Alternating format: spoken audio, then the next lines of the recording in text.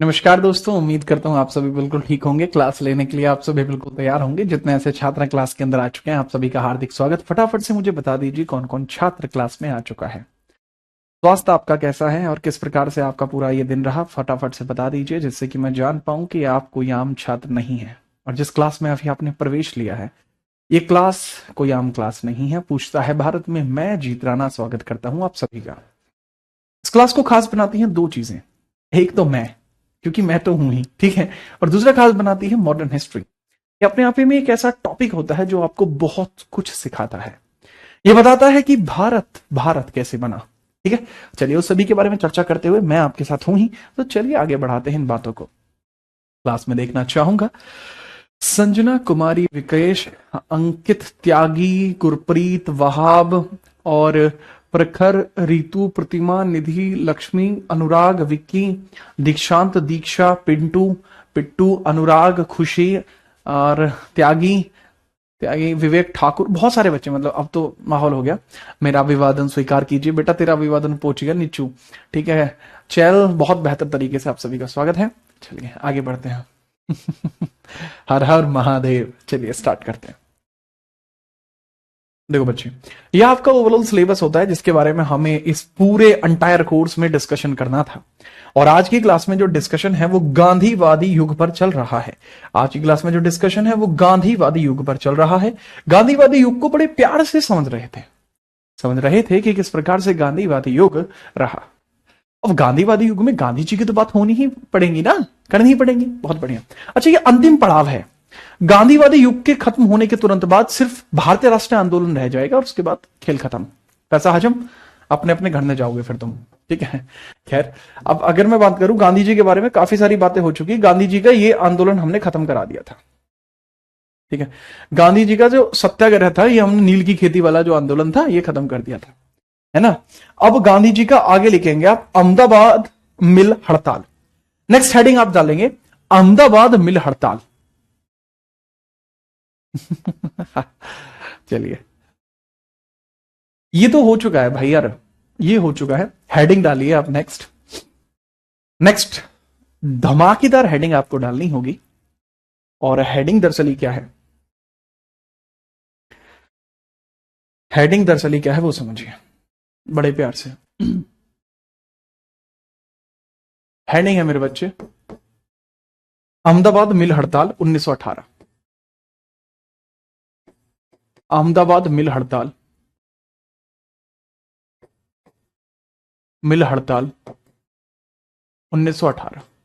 तो बात दरअसल ये थी कि 1918 में गांधी जी एक बहुत बड़ा फेस बन चुके थे, बहुत बड़ा फेस बन चुके थे। क्यों, 1917 में उनका चंपारण के अंदर आंदोलन, 1915 में भारत में आना और 1916 में उनके द्वारा अपने आश्रमों का निर्माण करवाना, प्लस अपनी बातों को मतलब एक अच्छी स्पीच के साथ लोगों तक पहुंचाना। इस वजह से गांधी जी हो चुके थे फेमस, बहुत फेमस। इतना फेमस आज की डेट में कोई इन्फ्लुएंसर नहीं है जितना एक टाइम पर गांधी जी हुआ करते थे। उनका वो जलवा था कि मैं तुम्हें आगे बताऊंगा, 1919 में आपको पता लगेगा उनका क्या जलवा था। लेवल देखना आप उनके, उनकी फैंडम देखना आप एक बार, क्या जलवा रहा है। अगर वो लोगों से 25-25 पैसे भी लेते थे, वो तो भी करोड़ों रुपए दे जाते थे लोग बिना कुछ सोचे। ये जलवा था उनका। ठीक है, तो अहमदाबाद मिल हड़ताल की हम बात कर रहे हैं। अहमदाबाद, और उस समय कोई भी सोशल मीडिया नहीं था। वही होती है असली फैंडम, अहमदाबाद मिल स्ट्राइक। ये भी गांधी जी के द्वारा सपोर्ट की गई है। अहमदाबाद में है, सीधी बात पता लग रही है कि कहां पे है बच्चे, अहमदाबाद मिल हड़ताल है, तो ऑब्वियसली बात पता लग रही है sir, that is in Gujarat, Gujarat में है। तो ये गांधी जी का पहली भूख हड़ताल थी, गांधी जी की पहली भूख हड़ताल थी, गांधी जी की पहली भूख हड़ताल, गांधी जी की पहली भूख हड़ताल, पहली भूख हड़ताल, हंगर स्ट्राइक, भूख हड़ताल।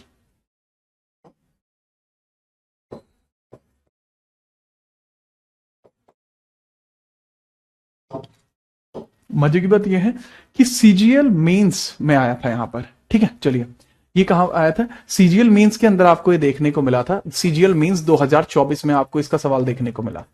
सीजीएल मेंस 2024 में इसका सवाल आपको देखने को मिला था। यही नहीं, अभी और सुनिए, बाकी एग्जामों में तो ये आता ही रहता है। ठीक है, चलिए। समीर बेटा आपका स्वागत है, फटाफट से नोट करो। अब इसमें हुआ क्या था। दरअसल अहमदाबाद के जो मिल मजदूर थे, बहुत लंबे टाइम से कोशिश कर रहे थे, बहुत लंबे टाइम से कोशिश कर रहे थे कि उनको जो है बोनस मिले। बहुत लंबे टाइम से बोनस की जो है प्रतीक्षा कर रहे थे। उनका प्लेग बोनस भी बंद हो चुका था। तो यहां लोगों की डिमांड क्या है, ठीक है, चलिए। लोगों की डिमांड देखिए, लोगों की मांग क्या है।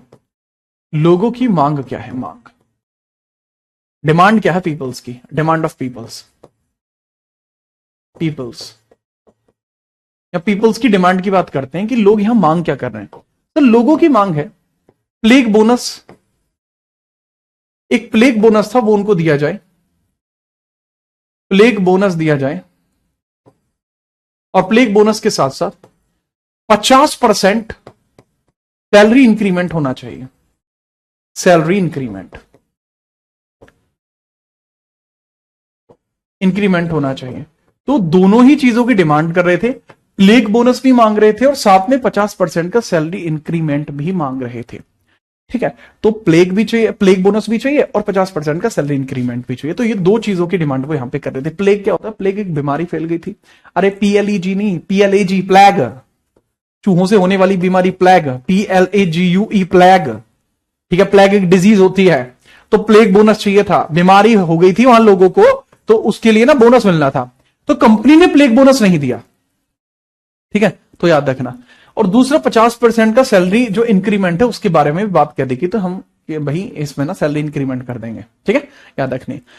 तो अब इसमें कहने की बात यहां शुरू होती है कि ठीक है भाई, लोगों की मांग होगी। तो अब उसमें यह होता है कि कंपनी क्या कह रही थी, कंपनी का क्या कहना था, कंपनी का क्या कहना था, कंपनी का जो पक्ष है वो क्या था। कंपनी का पक्ष ये था कि प्लेग बोनस तो नहीं मिलेगा। कंपनी का कहना था कि प्लेग बोनस तो हम नहीं देंगे, सैलरी इंक्रीमेंट देंगे 20%, सैलरी का इंक्रीमेंट करेंगे 20%, करेंगे 20%। तो इस बात पे भाई इनकी मुंह बकवाद होगी कुछ, इन आदमी की कंपनी के लिए कोई मुंह बकवाद होगी। तो फिर क्या हुआ, ठीक है। अलगी लिखे हो। अच्छा ये, अरे रुक जा यार, क्या है, रुक जा, लेख लिखना था ना, ले बता भाई। अब ठीक है, हाँ। अब इसमें क्या होता है, प्लेग बोनस के लिए तो मना कर दिया, और सैलरी इंक्रीमेंट की कहती 20%। तो इनकी होगी थोड़ी बहुत आपस में मुंह बकवाद, और इसके अंदर जैसी थोड़ी मोटी इनकी मुंह बकवाद हुई है, ऐसे में ना जो है गांधी जी को बुला लिया इन्होंने कि अच्छा, बात नहीं मानेगा, रुक अभी अपने दोस्त को, मित्र को फोन करता हूं।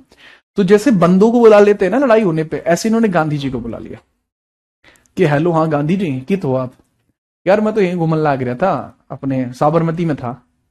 कि साबरमती में थे, कौन सी माई, तो कहे कि पल्ली में था यार मैं तो। कहे थे कि यार यहाँ जो मील दो रहा, यहाँ ये मान नहीं रहे कर्मचारी कति। ठीक है, तो बस गांधी जी ने कही चलो जी चलो। क्यों, क्योंकि यार हमारा काम ही है लोगों के हितों के लिए लड़ना। तो गांधी जी यहां आते हैं, तो गांधी जी कहते हैं कि जब तक बोनस नहीं बढ़ जाएगा तब तक हम लोग भूखे रहने वाले हैं। तो गांधी जी ने यहां भूख हड़ताल की शुरुआत की, गांधी जी ने पहली भूख हड़ताल की। तो यहां गांधी जी ने पहली भूख हड़ताल की, यहां गांधी जी ने पहली भूख हड़ताल की, भूख हड़ताल की, हड़ताल की, पहली हंगर स्ट्राइक की। और उसका रिजल्ट क्या देखने को मिला, रिजल्ट ये देखने को मिला कि यहां पर 35% का इंक्रीजमेंट इनको मिल गया, भूख हड़ताल की, और इनको सैलरी में इंक्रीमेंट कितना मिला। रिजल्ट क्या मिला इसका, रिजल्ट, रिजल्ट ये मिला कि यहां मिलता है सैलरी इंक्रीमेंट, और वो भी कितना, 35%, 35%।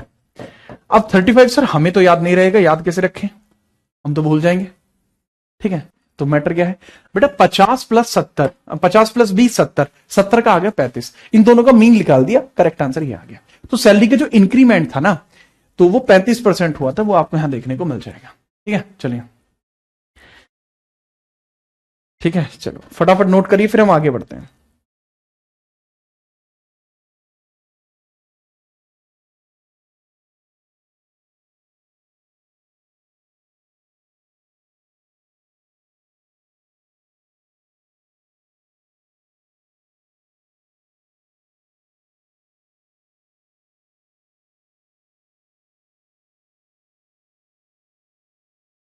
हाँ भाई।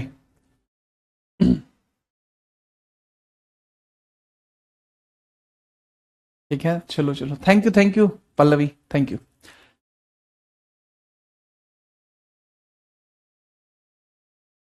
सर एक इनके मित्र थे अंबालाल साराभाई, अंबालाल साराभाई इसी से रिलेट करते हैं।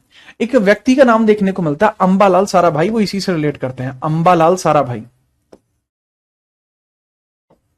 अंबालाल साराभाई इसी से रिलेट करते हैं, ठीक है, इसी से रिलेट करते हैं। सब प्लेग बोनस कैसा होता है? अरे भाई जब बीमारी फैल जाती है ना तो सरकार के द्वारा पैसे अलॉट किए जाते हैं। अब जब कोरोना हुआ था तो कोरोना में तो लोगों के खाते में भेजे थे ना रुपए, 2-2 हजार रुपए। तो ऐसे ही होता है ये भी। अच्छा, इसके लिए जैसे मैंने बताया, इसके लिए भी ये बच्चे डिजिटली आपको यहां पे देखने को मिल जाएगा। ये रहा, ठीक है, ये भी डिजिटली आपको यहां देखने को मिल जाएगा। जो बात मैंने आपको यहां बताई है सेम बात यहां पर लिखी हुई है डिजिटली। एकदम बढ़िया तरीके से मजा आ जाएगा आपको देखकर, ठीक है, हिंदी इंग्लिश दोनों में। जो बच्चा कह रहा है सर प्लीज शॉर्ट नोट बनवाइए, जैसे प्रदीप है, प्रदीप बेटा जीवन शॉर्ट में ही रह जाएगा, फिर आपका नंबर भी शॉर्ट में आएंगे, फिर मैं नहीं चाहता नंबर शॉर्ट में आए, है ना। हाँ, तो चलिए लॉन्ग फॉर्मेट समझिए। तो अब ये देखिए, ये आपके शॉर्ट नोट नहीं है, ये लॉन्ग नोट है, आप अपना नोट कर सकते हैं, मेरी बुक के जो है फोटो है ये। नेक्स्ट हम आगे बढ़ते हैं और आगे देखते हैं गांधी जी का खेड़ा सत्याग्रह। इसके बाद गांधी जी का खेड़ा सत्याग्रह आपको देखने को मिलता है 1918 और 1919 के बीच में, ठीक है। चलिए, गांधी जी का खेड़ा सत्याग्रह, गांधी जी द्वारा समर्थित खेड़ा सत्याग्रह, खेड़ा सत्याग्रह, सत्याग्रह। अब खेड़ा एक स्थान है जो कि आपको देखने को मिलता है गुजरात में। खेड़ा, खेड़ा बेटा एक स्थान है जो आपको देखने को मिलता है कहां? गुजरात में। खेड़ा एक स्थान है जो आपको गुजरात में देखने को मिलता है।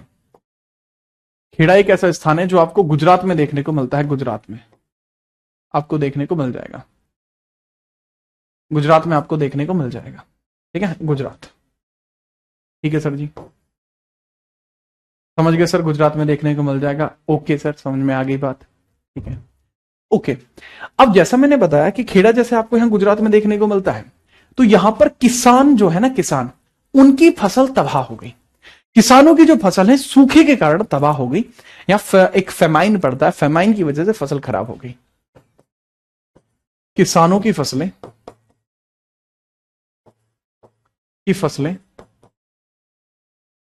फेमाइन की वजह से खराब हो गई, फेमाइन या अकाल के कारण खराब हो गई, के कारण खराब हो गई,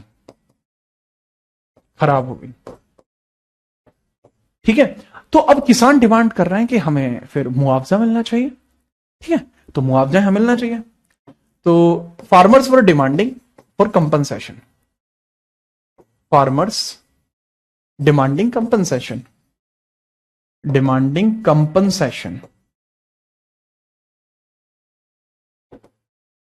तो ब्रिटिश गवर्नमेंट ने कहा, ठीक है, ब्रिटिश गवर्नमेंट ने कहा ये मुआवजा मांग रहे हैं, जो किसान है, किसान मुआवजे की मांग कर रहे थे, किसान मुआवजे की मांग कर रहे थे, मुआवजे की मांग कर रहे थे।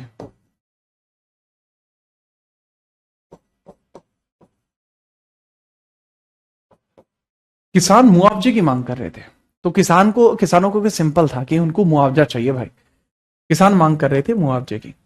तो जैसे जैसे किसानों ने हम मुआवजे की मांग की, जैसे जैसे किसानों ने हम मुआवजे की मांग की, तो प्रत्यक्ष तौर पर एक बात कह दी गई, प्रत्यक्ष तौर पर एक बात कह दी गई कि भाई हम मुआवजा रखेंगे, मुआवजे की मांग करेंगे। लेकिन ब्रिटिशर्स ने कहा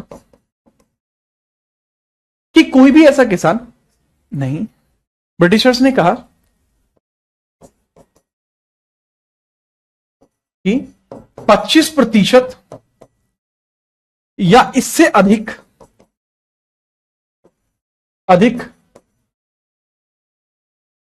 फसल वाले लोगों को मुआवजा नहीं मिलेगा, फसल वाले लोगों को मुआवजा नहीं मिलेगा, फसल वाले लोगों को मुआवजा नहीं मिलेगा, को मुआवजा नहीं मिलेगा, नहीं। तो कहने की बात यह है कि मान के चलो आपके घर में 100 किलो गेहूं पूरी साल में खाए जाते हैं, ठीक है। अब फसल तबाह हो गई, आपके पास गेहूं बचे 25 किलो। तो ब्रिटिशर्स कहने लगे कि भाई 25 में ही गुजारा करो। तो यार एक बहुत छोटा अमाउंट हो जाता है, चलो कोई चीज आधी हो जाए तो भी ठीक है। मतलब आप 4 रोटी खाते हो, अगर मैं आपको 1 रोटी दूं तो क्या आपका पेट भर जाएगा? नहीं भरेगा, कुछ लोगों को छोड़कर, ठीक है। लेकिन अगर मैं यहीं पर बात करूं कि भाई इतना ज्यादा कम राशन होने के बावजूद भी वो कह रहे हैं कि हम 25% या इससे अधिक फसल वाले लोगों को मुआवजा नहीं देंगे, तो दिक्कत की बात है, बड़ा ही मैटर हो गया ये तो सर। तो गांधी जी ने कहा कि अच्छा, मारे होते हुए बदमाशी, वो भी मारे क्षेत्र में।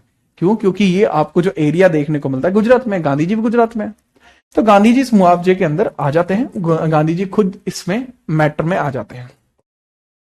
गांधी जी ने यहां पर सत्याग्रह किया, गांधी जी द्वारा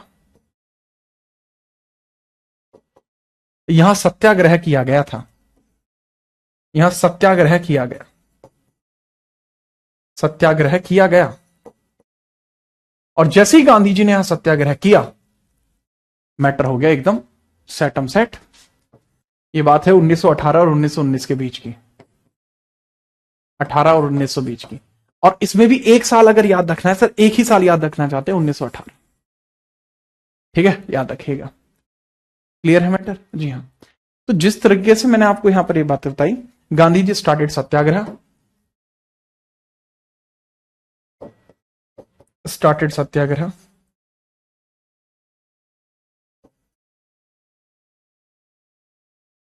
और ये एक सक्सेसफुल सत्याग्रह था, किसानों को मुआवजा मिला, ठीक है। ये कैसा था बाबू? सक्सेसफुल सत्याग्रह था, दिस वाज सक्सेसफुल सत्याग्रह, ये एक सक्सेसफुल सत्याग्रह था, ठीक है। फार्मर्स को मिला यहां पर compensation, farmers got compensation, compensation, किसानों को मुआवजा मिला, सभी किसानों को जिनकी थोड़ी बहुत भी फसल तबाह हुई थी उनको भी मुआवजा मिला, ठीक है, याद रखना ये सक्सेसफुल होता है। एक सवाल पूछा जाता है यहां गांधी जी से कौन कौन व्यक्ति मिले थे, तो ये बहुत जरूरी होता है कि गांधी जी से यहां कौन कौन व्यक्ति मिले थे, ठीक है। चलिए,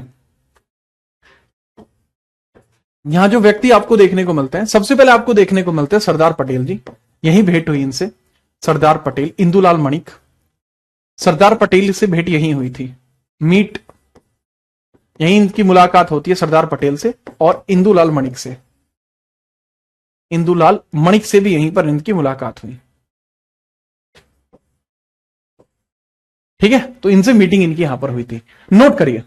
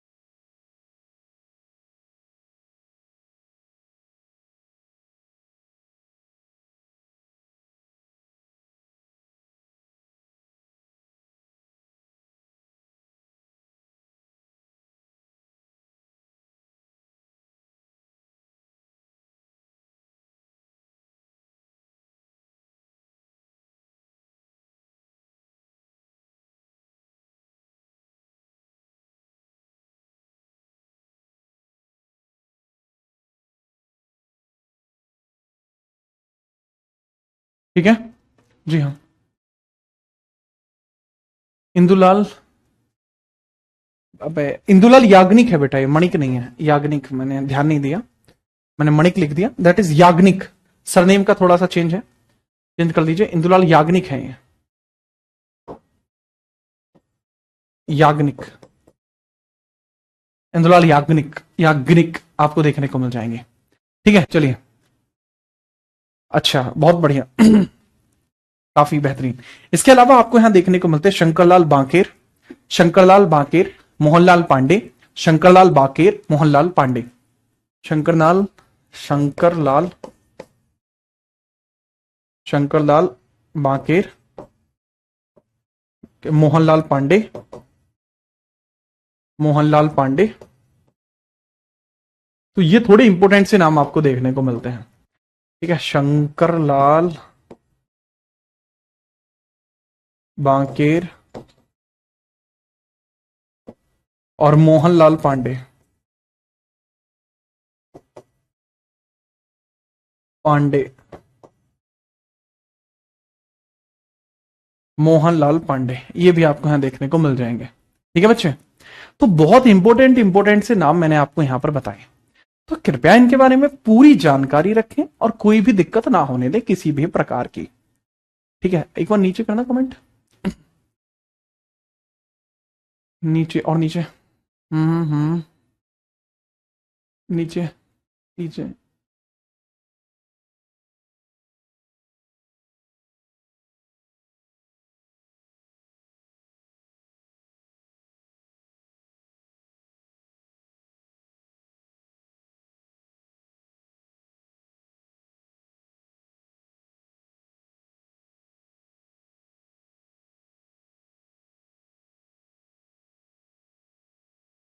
चलिए भाई, ठीक है, अच्छे अच्छे कमेंट हैं आपके। अरे अनएक्सपेक्टेड तो चीजें होती ही रहती हैं, कोई ऐसी बात नहीं है। ठीक है, चलो। हाँ भाई, चीता काम है जी। अगर आपने नोट कर लिया है तो बता दीजिए, फिर हम आगे बढ़ते हैं। नोट कर लिए हो कहा? हाँ, कब आ? ठीक है, कर लिया। तो बेटा ये इसमें आपको देखने को मिल जाएगा। एक बच्चा कह रहा है सर इसके अंतर्गत आपको कई सारे अलग अलग लोग भी देखने को मिलते हैं।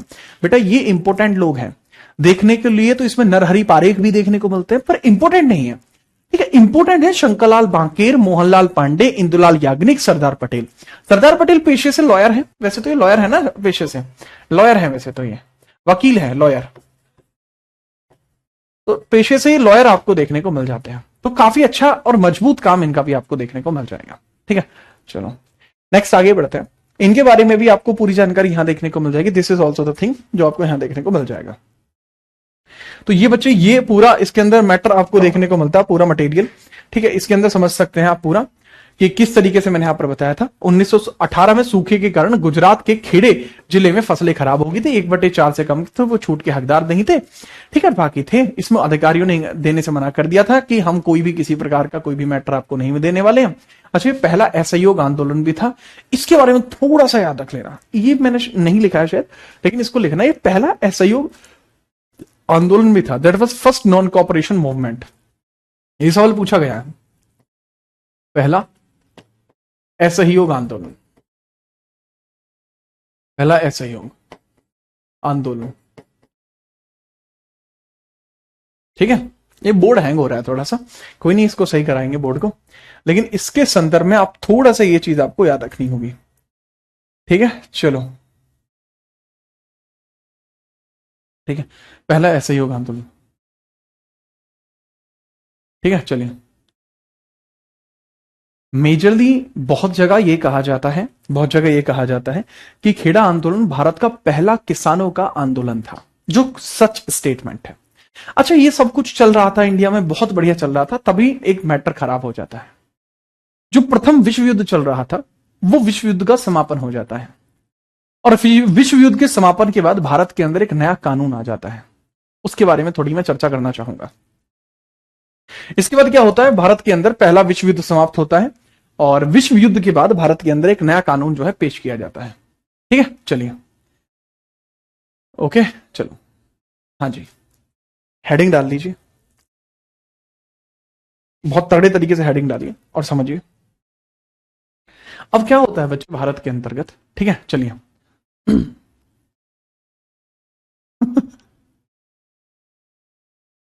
इसे देख, अनुष्का का कमेंट पढ़। ठीक है, यहां अब देखिए, प्रथम विश्व युद्ध समाप्त होता है, प्रथम विश्व युद्ध की समाप्ति, प्रथम विश्व युद्ध की समाप्ति।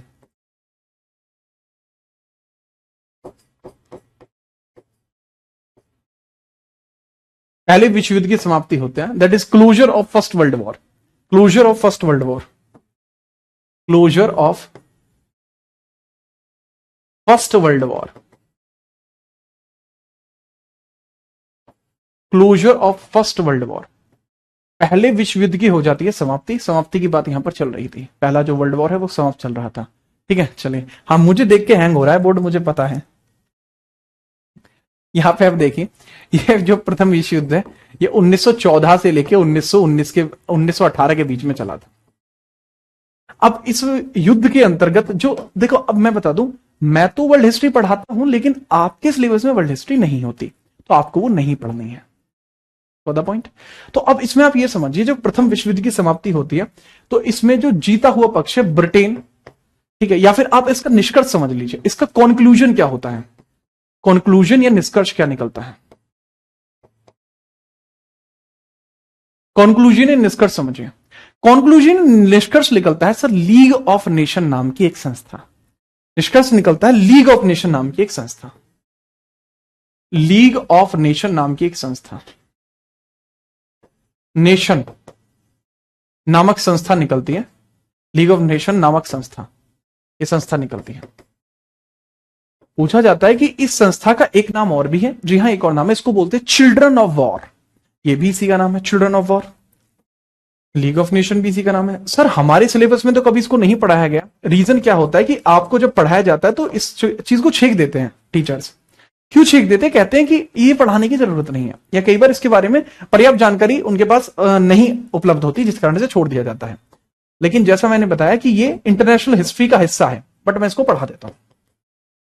तो इसको कहा जाता है children of war, children of war. अब आप में से बहुत सारे बच्चे इसके बारे में पहले से जानते होंगे, और मैं शर्त लगाकर ये कह सकता हूं ये वही बच्चे होंगे जो मुझसे पॉलिटी पढ़े होंगे, है ना।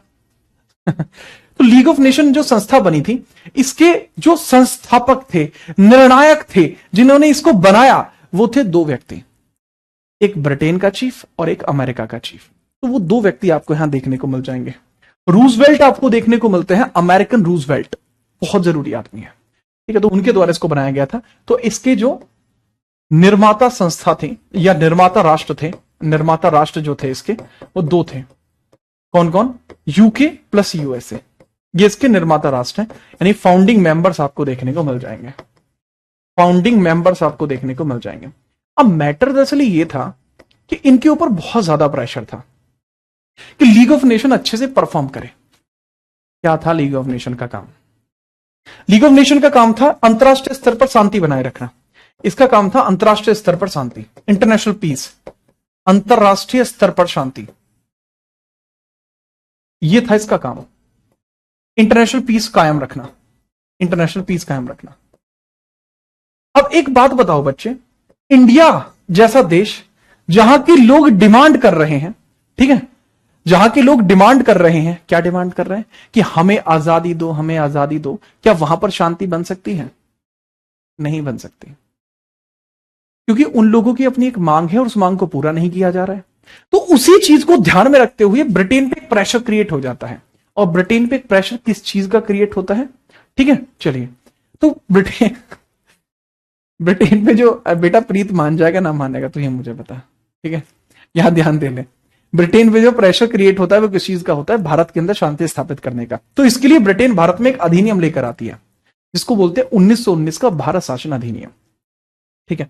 और इसी कारण से अंतरराष्ट्रीय शांति स्थापित करने के लिए, और भारत में भी, और भारत पर ब्रिटेन का कब्जा था, भारत पर ब्रिटेन का कब्जा था, ब्रिटेन का कब्जा था। इसी कारण से, इसी कारण से, इसी कारण से भारत में शांति स्थापित करने के लिए, भारत में शांति स्थापित करने के लिए, शांति स्थापित करने के लिए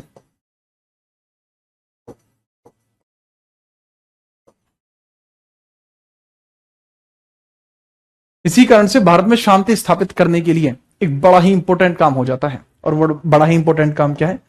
शांति स्थापित करने के लिए 1919 का 1919 भारत शासन अधिनियम भारत में आया।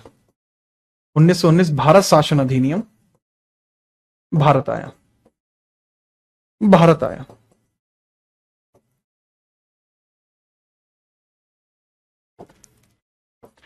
तो 1919 Government of India Act came to India, ठीक है। 1919 Government of India Act came to India, India Act came to India. तो बेटा ये इसके पीछे का लॉजिक है कि कोई भी एक्ट भारत में क्यों आया है। अब इसके बारे में बात करते हैं, ठीक है, चलिए।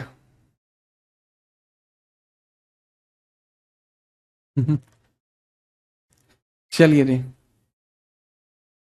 संजना का कहना है कि भारत में शांति है ही नहीं। वाह संजना वाह।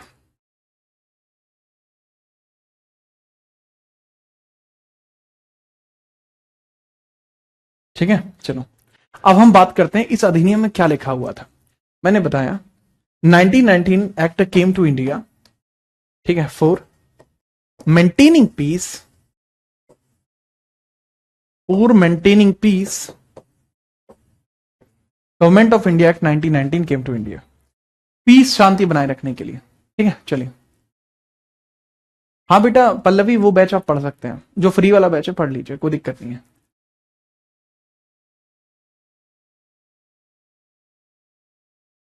ठीक है, फटाफट बताएं, अगर ये चीज आपको क्लियर है तो फटाफट बता दीजिए।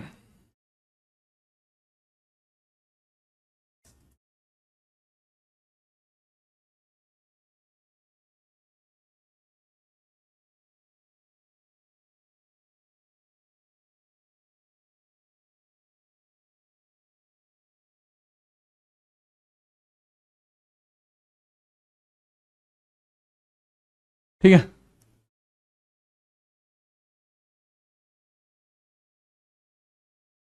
ठीक है, चलो भाई आगे बढ़ते हैं बेटा, और हम देखते हैं किसके बारे में, इसी 1919 के अधिनियम के बारे में अब हम चर्चा करते हैं। ओके, चलिए मॉन्टेग्यू चेम्सफोर्ड एक्ट के बारे में चर्चा करते हैं। इसके थ्रू भारत में कई सारे परिवर्तन होंगे, जिन परिवर्तनों का विरोध भारत में किया जाएगा। जो 1919 का एक्ट आया, इसको एक दूसरे नाम से भी जाना जाता है, मॉन्टेग्यू चेम्सफोर्ड अधिनियम के नाम से भी इसको जाना जाता है। ठीक है, चलिए, जैसा मैंने यहां पे बताया कि जो मॉन्टेग्यू चेम्सफोर्ड अधिनियम 1919 है, इस नाम से भी जाना जाता है भारत शासन अधिनियम को। जो हमारा भारत शासन अधिनियम आपको देखने को मिला, भारत शासन अधिनियम 1919 आपको यहां देखने को मिला है बच्चे, इसको एक नाम से और भी जाना जाता है, दैट इज मॉन्टेग्यू चेम्सफोर्ड अधिनियम। माउंटेग्यू चेम्सफोर्ड अधिनियम, चेम्सफोर्ड अधिनियम, तो इसको मॉन्टेग्यू चेम्सफोर्ड अधिनियम के नाम से भी जाना जाता है, तो ये भी इसका नाम है। ठीक है, चलो, मॉन्टेग्यू चेम्सफोर्ड अधिनियम के नाम से भी जाना जाता है। ठीक है भाई, क्यों कहा जाता है? क्योंकि उस समय जो मॉन्टेग्यू थे, हल्की सी स्पीड मेरे ख्याल से कम लग रही है मुझे, मॉन्टेग्यू जो थे उस समय भारत राज्य सचिव थे, भारत राज्य सचिव थे, सेक्रेटरी फॉर इंडिया स्टेट आपको देखने को मिलते हैं, और चेम्सफोर्ड जो थे वो इस समय वायसरॉय हुआ करते थे। इस अधिनियम में कही गई बातों के अंदर सबसे पहली बात यह है, इस अधिनियम के द्वारा जो प्रमुख परिवर्तन हुए वो समझिए। हालांकि आप जानते हैं इसलिए मैं शॉर्ट में बता रहा हूं, आप इन प्रमुख परिवर्तनों को जानते हो इसलिए शॉर्ट में बता रहा हूं। बताइए सर। पहला, महिलाओं को वोट डालने का अधिकार, महिलाओं को वोट डालने का अधिकार, वोट डालने का अधिकार, वोट डालने का अधिकार।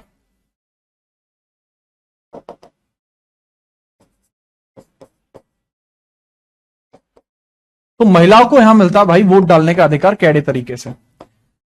महिलाओं को अब से पहले वोट डालने का अधिकार नहीं मिला था, लेकिन अब महिलाओं को वोट डालने का अधिकार मिला। पहली बार अगर मैं बात करूं विश्व में पहली बार कहां मिला था सर? विश्व में पहली बार आपको देखने को मिलेगा 1893 न्यूजीलैंड में आपको देखने को मिलेगा, एनजेड न्यूजीलैंड 1893 में देखने को मिल जाएगा। ठीक है, याद रखना। सेकंड, आपसे जैसे मैंने बताया महिला को वोट डालने का अधिकार है, तो ये आप लिख लेना, vote rights to the females. Next point इसमें आपको देखने को मिलेगा, जो आपके जो स्तर है जिसको प्रांतीय स्तर बोलते हैं, प्रोविंशियल लेवल बोलते हैं, तो प्रोविंशियल लेवल के अंतर्गत ही आपको देखने को मिल जाएगा, प्रोविंशियल लेवल पर ही, प्रोविंशियल लेवल या फिर कह सकते हैं प्रोविंशियल लेवल, वो क्या बोलते हैं उसको, एक वर्ब यूज होती है प्रोविंशियल लेवल, फेज्ड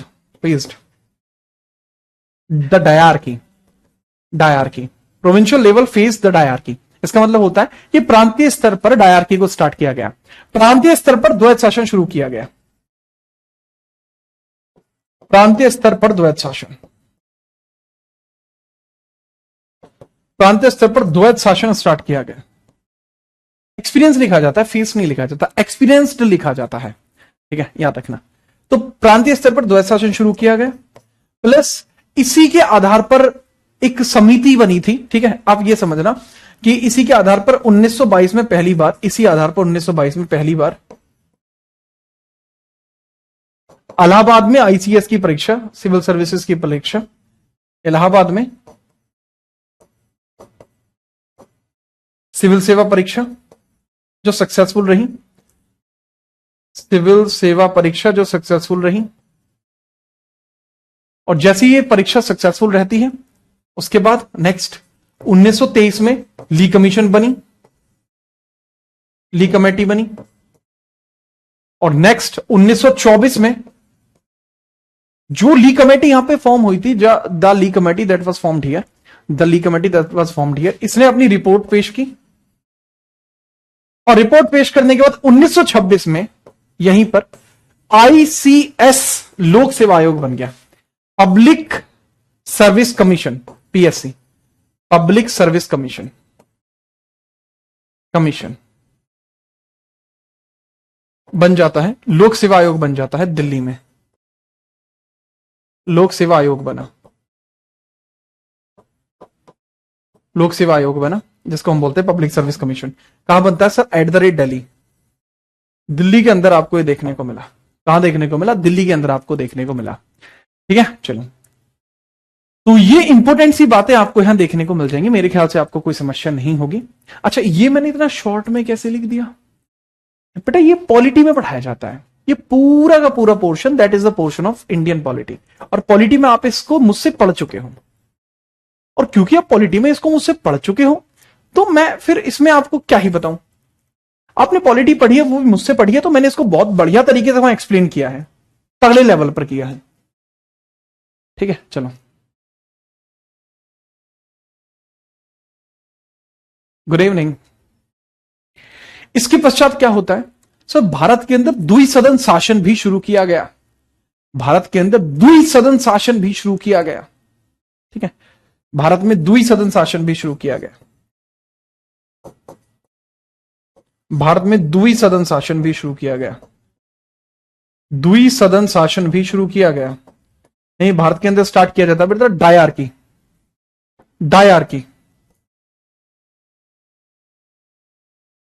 तो डायरकी कैसे बनेगी, द्विसदन शासन कैसे बनेगा? ठीक है, सॉरी, इसको बोलते हैं बाइकैमलरिज्म, डायरकी नहीं, द्वैत बोलते हैं उसको, तो इसको बोलते हैं बाइकैमलरिज्म, इसको बोलते हैं बाइकैमलरिज्म,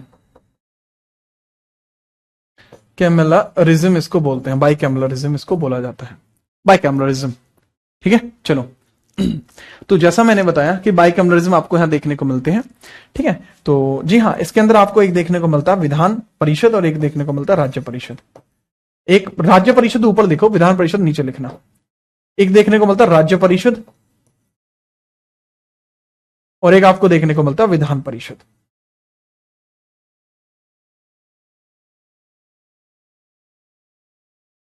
state council, that is state council, और ये आपको देखने को मिलता है बच्चे legislative council.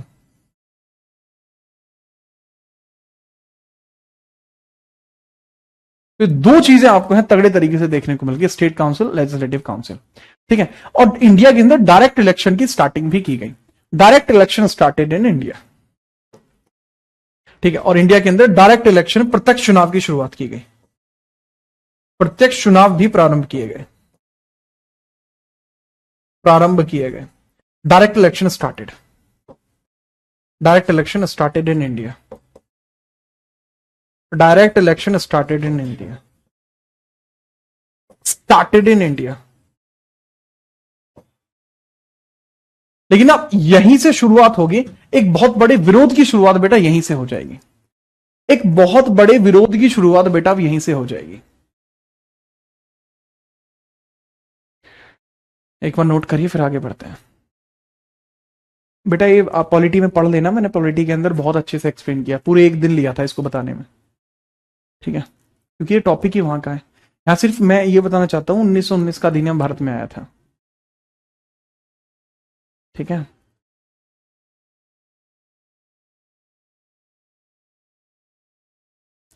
World war first में कितने भारतीय शामिल हुए? 13 लाख। मरे कितने थे? 50,000। उनका मेमोरियल आपको देखने को मिलता है इंडिया गेट पर। इंडिया गेट आप देखते ना, ये जो उस पर नाम लिखे थे पहले। सर आपका कोई व्हाट्सएप चैनल? नहीं बेटा, व्हाट्सएप चैनल नहीं है मेरा, ठीक है, नोट हो गया। चलो अब यहीं पे समझना, इसका बहुत बड़ा इंपैक्ट आपको देखने को मिलेगा। जिसने ये बात समझ ली, ये समझ लो आज की क्लास उसके लिए सफल रही है, ठीक है। चलो अब जैसे मैंने यहां पर बताया, यही पूरा मैटर जो मैंने यहां पे एब्सोल्यूट करके आपको बताया था, है ना, तो इसी के अंदर मैंने समझाने की कोशिश करी।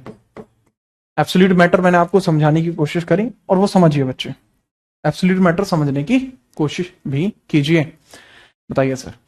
बेटा बात ये है जो मैंने आपको यहां पे स्पष्ट किया, और उसी के अंदर मैं आपको स्पष्टीकरण देना चाहूंगा कि 1919 अधिनियम लागू होने से भारतीय खुश नहीं थे। 1919 अधिनियम लागू होने से भारतीय खुश नहीं थे। लागू होने से भारतीय खुश नहीं थे। भारतीय खुश नहीं थे। तो भारतीय डिमांड कर रहे थे डोमिनियन स्टेटस की। भारतीय खुश नहीं थे,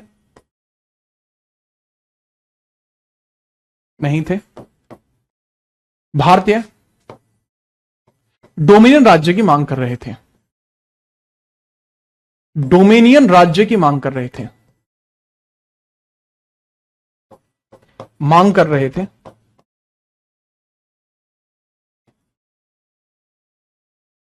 भारतीय किस चीज की मांग कर रहे थे? डोमिनियन राज्य की मांग कर रहे थे, ठीक है। चलो, तो मैंने बताया Indians were unpleasant, Indians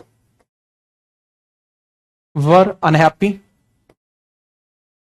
unhappy and demanding dominion status, demanding dominion status, dominion status. क्या ब्रिटिशर्स इनको डोमिनियन स्टेटस देने के लिए तैयार थे? बिल्कुल भी तैयार नहीं थे। ब्रिटिशर्स ने मना कर दिया, नहीं देंगे डोमिनियन। इंडियंस फिर भी नहीं मान रहे। क्यों नहीं मान रहे? बेटा मान इसलिए नहीं रहे कि क्योंकि पता है इंडियंस का क्या था कि इंडियंस को चाहिए था कि ब्रिटिशर्स चले जाएं। अब यार इतना समय लिया ब्रिटिशर्स ने भारत के अंदर अपना सारा कुछ ये मैटर समझाने का, बुझाने का, ठीक है, और इतने बड़े युद्ध लड़े, तो इसलिए थोड़ी लड़े थे यहां से चले जाएंगे, कभी नहीं लड़ेंगे। उन्होंने इसलिए लड़ा था ताकि भारत को लूटें, खसोटें, वो उन्होंने किया भी। तो यहां पे ये जो डोमिनियन स्टेटस की डिमांड है इसको खारिज कर दिया गया और यहां पर 1919 अधिनियम को लागू किया गया, जिस वजह से अब जो Indians were unhappy and demanding dominion status, Indian मान नहीं रहे। Indian started rebellion, Indian started rebellion, Indians started to oppose 1919 act. अब इंडियंस ने क्या करा, भारतीयों ने क्या करा, इस एक्ट को मना कर दिया। भारतीयों ने विरोध कर दिया, भारतीयों ने एक्ट का विरोध किया, एक्ट का विरोध किया। यही हो जाता मैटर। जिस प्रकार से भारतीयों ने इस एक्ट का यहां पर विरोध किया है, यह ब्रिटिशर्स को पसंद नहीं आया। यह कुछ इसी प्रकार से होगा जिस प्रकार से आप अपने घर पे जाएं और आपके पापा आपसे कहेंगे पढ़ ले और आप ना पढ़ें। आपके पापा आपको किताब ला के दें और आप उसके बावजूद भी कह दें कि हम तो ये चाहते ही नहीं है। आप क्या चाहते हो? जी भूमाफिया बनना है। तो इसके बाद जो आपके पापा जिस हिसाब से रैंपटे बजाएंगे वही था जी लेवल। यहां पे क्या देखने को मिला, भारतीयों ने इस एक्ट का विरोध किया और इस एक्ट के विरोध के चलते ही रोलेट एक्ट को लागू कर दिया गया। ब्रिटिशर्स को पता था कि इंडियंस नहीं मानेंगे, तो उन्होंने एक एक्ट पहले ही बनाया हुआ था कि अगर भविष्य में जरूरत पड़ी और जब इंडियंस हमारी बात नहीं मानेंगे तो हम इंपोज कर देंगे रोलेट एक्ट को। तो बस यहां पे इसी कारण से अप्रैल 1919 में रोलेट अधिनियम लागू कर दिया गया। रोलेट एक्ट लागू किया गया। अब रोलेट एक्ट में क्या होता था कि अगर कोई भी व्यक्ति है वो कोशिश करता है ब्रिटिशर्स के खिलाफ जाने की, तो उसको बिना किसी वारंट के शक के आधार पर उठाया जा सकता है, 2 साल के लिए जेल में रखा जा सकता है, सिर्फ शक के आधार पर। ठीक है, तो अप्रैल 1919 में स्टार्ट हुआ। अब ये रोलेट एक्ट कहां से आया, इसका नाम रोलेट क्यों रखा गया था? ये बात है 1917 और 1918 के बीच की। एक अधिकारी हुआ करते थे सिडनी आर्थर टेलर रोलेट, पूरा नाम है। 1917 और 18 के मध्य एक व्यक्ति हुआ करते थे जिनका नाम था सिडनी आर्थर टेलर। ये मत कहना ये मोहल्ले का नाम है, एक ही आदमी का नाम है, और रोलेट। इसी व्यक्ति के द्वारा एक सैन्य अधिनियम बनाया गया, एक मिलिट्री एक्ट बनाया गया। ठीक है, और मिलिट्री एक्ट का नाम ही था रोलेट, इसने अपना ही नाम उसको दिया। तो ही मेड, इसी समय में आपको रोलेट एक्ट इसने बनाया, रोलेट एक्ट इसने बनाया, एक्ट बनाया। अब रोलेट एक्ट को लागू कर दिया गया। अब रोलेट एक्ट क्या है, क्यों है, कैसे है, वो हम समझते हैं। रोलेट एक्ट क्या है? सिडनी रोलेट बेटा छोटा नाम है, मैंने ही सिडनी रोलेट आपको बताया था। पूरा नाम इसका है सिडनी आर्थर टेलर रोलेट, पूरा नाम है। अब रोलेट एक्ट क्या है वो आप समझ सकते हैं, इसके थ्रू आप समझ सकते हैं what was the Rowlatt Act. इसके थ्रू नहीं समझ सकते, क्या है यार ये जादू ही नहीं दिखा पा रहा आज में, इसके थ्रू समझ सकते हैं। देखो ठीक है, तो सिडनी, इसको कहा जाता है काला कानून। मुख्य रूप से उग्रवादी राष्ट्रवादियों के लिए था। जो मैंने आपको बात बताई वो लिखी हुई है बस। संदेह के आधार पर किसी व्यक्ति को गिरफ्तार किया जा सकता था, 2 साल तक गिरफ्तारी के लिए कोई अपील नहीं हो सकती थी, पुलिस किसी भी स्थान की तलाशी ले सकती थी। इसको अब यहां पर लागू कर दिया गया रोलेट एक्ट को। अब आप इस रोलेट एक्ट को पढ़िए, इस रोलेट एक्ट को पढ़िए, और इससे आगे की जो कहानी होगी उसके बारे में हम कल चर्चा करेंगे कि रोलेट एक्ट के आने की वजह से क्या हुआ। मुझे पता है कि मैं अपनी आम तौर पे क्लास जो होते हैं उनसे थोड़ा स्लो चल रहा हूं, लेकिन यकीन मानना कि ये अंतिम बार हिस्ट्री पढ़ रहे हैं आप। इसके बाद आपको दोबारा हिस्ट्री नहीं पढ़नी है। अगर दोबारा हिस्ट्री पढ़नी है तो सिर्फ रिवीजन। ठीक है, चलो ये क्या कह रहा है लॉकेस, लॉकेस की दिक्कत है भाई, हैं? चलो, डोमिनेंट स्टेटस क्या है? दरअसल ये डोमिनेंट स्टेटस अगर लागू होता तो ब्रिटेन के लोग ब्रिटेन चले जाते, लेकिन कंट्रोल उन्हीं का रहता। मतलब दूर बैठ के वो इंडिया के लोगों को कंट्रोल करते, वो डोमिनेंट स्टेटस था। लोकेश की दिक्कत है भाई, थैंक यू सपना जी, बिल्कुल इसको नोट कर लेना, नोट करना जरूरी है। ठीक है, the Solomon mockery of the debate, इसके लिए बात बनी थी। गुरजीत थैंक यू भाई, गुरजू मेरे भाई थैंक यू।